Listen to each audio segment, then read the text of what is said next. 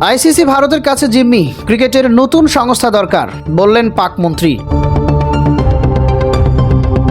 জম্মু কাশ্মীরে হামলার ঘটনায় গত বছর মুখোমুখি অবস্থানে দাঁড়িয়ে যায় দুই চিরপ্রতিদ্বন্দ্বী দেশ ভারত পাকিস্তান। এমনকি উভয় পক্ষ সামরিক সংঘাতেও জড়িয়ে পড়ে, সেটি ছিল রাজনৈতিক বিরোধ। একই পরিস্থিতি এবার খেলার মাঠেও গড়িয়েছে। যদিও দুই দেশের ক্রীড়াঙ্গনে এমন বৈরিতার নজির নতুন নয়, কেবল নতুন করে সেখানে যুক্ত হয়েছে আইসিসি।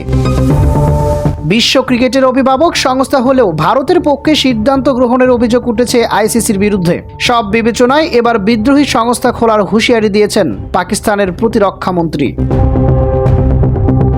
লোকমুখে প্রচলিত আছে ক্রিকেট ভদ্রলোকের খেলা, এর মানে অবশ্য অন্য খেলাকে অভদ্রদের খেলা বলা হয় এমনটা নয়। তবুও প্রচলিত সেই উক্তি স্মরণ করিয়ে পাকিস্তানের মন্ত্রী খাজা আসিফ ক্রিকেটীয় স্পিরিট রক্ষায় বিদ্রোহী সংস্থা প্রয়োজন বলে মনে করছেন।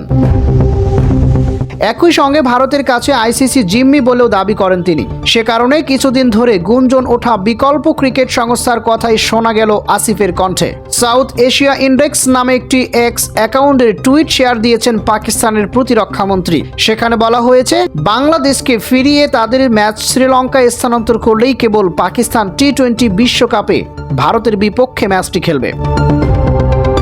পাকিস্তানের গণমাধ্যমের প্রতিবেদন বলছে, পাকিস্তানের বয়কটের সিদ্ধান্তে গড়তে পড়েছে আইসিসির ক্রীড়াঙ্গনে। বড় অঙ্কের রাজস্ব হাতছাড়া হওয়ায় শঙ্কায় ছিল সিদ্ধান্ত বদলাতে বিশ্ব ক্রিকেট সংস্থাটি পিসিবির পাকিস্তানের দ্বারস্থ হয়েছে। ওই রিটার্নের অ্যাকশনে খাজা আসিফ লিখেছেন, ক্রিকেটের নতুন একটি আন্তর্জাতিক সংস্থা প্রয়োজন, যাতে ভদ্রলোকের খেলাটির স্পিরিট বজায় থাকে। দক্ষিণ এশিয়ায় ভারতের রাজনৈতিক স্বার্থের কাছে জিম্মি হয়ে আছে আইসিসি। পূর্ব নির্ধারিত সূচি অনুযায়ী আগামী 15 ফেব্রুয়ারি শ্রীলঙ্কার কলম্বোয় বিশ্বকাপের গ্রুপ পর্বে দুই চিরপ্রতিদ্বন্দ্বী দেশ ভারত পাকিস্তান মুখোমুখি হওয়ার কথা, কিন্তু ওই ম্যাচ না খেলার সিদ্ধান্ত জানিয়েছে পাকিস্তান সরকার। ওই ম্যাচ থেকে মেগা টুর্নামেন্টেরই বড় একটি অর্থ পকেটে পুরে আইসিসি। একই সঙ্গে এই দ্বৈরথ্য চলাকালে প্রতিটি সেকেন্ডই মূল্যবান বিজ্ঞপ্তি ও টিভি সত্ত্ব পাওয়ার প্রতিষ্ঠানের জন্য। ফলে আইসিসি দূরপ্রসারী ও দীর্ঘমেয়াদী প্রভাব বিবেচনা করার জন্য পিসিবিকে অনুরোধ জানায়। অন্যদিকে সূত্রে বরাতে পাকিস্তানি সংবাদ মাধ্যম ডন জানিয়েছে, বিশ্বকাপ সূচিতে থাকা ভারত পাকিস্তান ম্যাচের 15 দিন আগেই এলো বয়কটের ঘোষণা।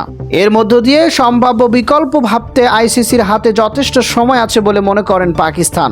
একাধিক ক্রিকেট বোর্ডও আইসিসিকে সহায়তা করেছে, যাতে পিসিবির সঙ্গে গুরুত্বপূর্ণ সমাধানে পৌঁছানো যায়। বৃহৎ আর্থিক লোকসান এড়ানোর লক্ষ্যে আইসিসির দরজায় আড়ালে পিসিবির সঙ্গে কথা চলাচল করছিল। ঠিক কী কারণে পাকিস্তান ভারতের সঙ্গে ম্যাচ বয়কটের সিদ্ধান্ত নিয়েছে সেটি তারা আনুষ্ঠানিকভাবে জানায়নি। তবে আইসিসির পক্ষপাতদুষ্ট আচরণ, বিশেষ করে বাংলাদেশের সঙ্গে করা বৈষম্যের সিদ্ধান্ত এর নৈপুণ্য কারণ হয়ে দাঁড়িয়েছে বলে মনে করেন পাকিস্তান। ভারতের মাটিতে গিয়ে বিশ্বকাপ খেলতে রাজি না হওয়ায় বাংলাদেশকে বাদ দেয় আইসিসি। তাদের প্রতি সহিংসতার কথা জানিয়ে আগেই প্রতিবাদ জানিয়েছিল পাকিস্তান।